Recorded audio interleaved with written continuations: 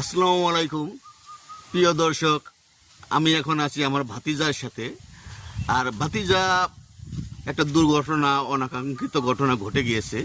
কিছুদিন আগে আমার ভাতিজার যে মোবাইল ছিল, সেই মোবাইলটা মির্জাপুর বাজার থেকে হঠাৎ করে মোবাইলটা হারিয়ে গিয়েছে। এইটা হয়তো কোনো দুষ্কৃতিকারী হতে পারে।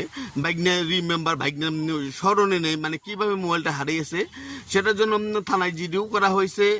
আর সে বিষয়ে আমি ভাইস্তার কাছে জিজ্ঞেস করব।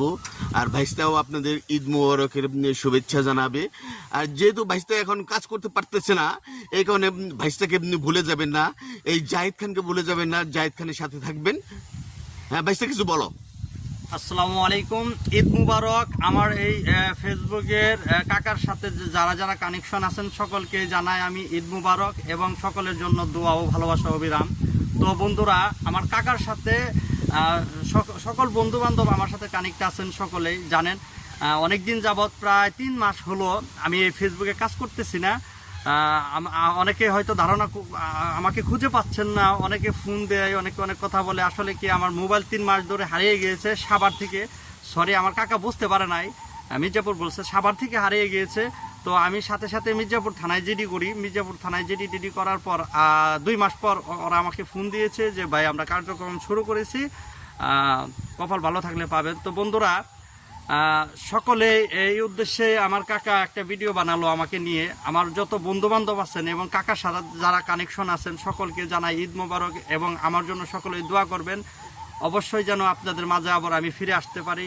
আসলে ওই মোবাইলটা অনেক দামি ছিল, ইচ্ছা করলে বন্ধুরা মোবাইল কিনা যায় না। আমি যেহেতু বেকারত্ব জীবন নিয়ে আছি, তো সকলেই ভালো থাকবেন আর আমার কাকাকে সকলেই সাপোর্ট করবেন।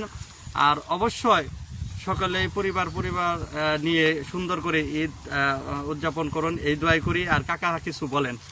আর যেহেতু আমার ভাতিজার যেহেতু মোবাইলটা হারিয়ে গেছে, অনেকেই ভাবছেন হয়তো হঠাৎ করে জায়েদ খান কি হয়ে গেল, জায়েদ খানকে দেখা পাচ্ছি না। এই মূল ঘটনাটা আপনাদের মাঝে আমি উপস্থাপন করলাম। আপনারা কেউ হবেন না, বিভ্রান্তি বা এগুলো বিশ্বাস করবেন না। যেহেতু মোবাইল হারিয়ে গেছে, একটা অনাকাঙ্ক্ষিত ঘটনা, সেই কারণে ভাবলাম মানুষের মনে যেটা দ্বিধা সন্দেহ, সেই জিনিসটা দূর করা দরকার আছে। সেই জন্যই ভাতিজাকে আজকে ঈদের দিন, খুশির দিনে আমি আর ভাতিজা একটা ভিডিও বানালাম। এই ভিডিওটা কেমন হয়েছে আপনারা কমেন্টের মাধ্যমে জানাবেন।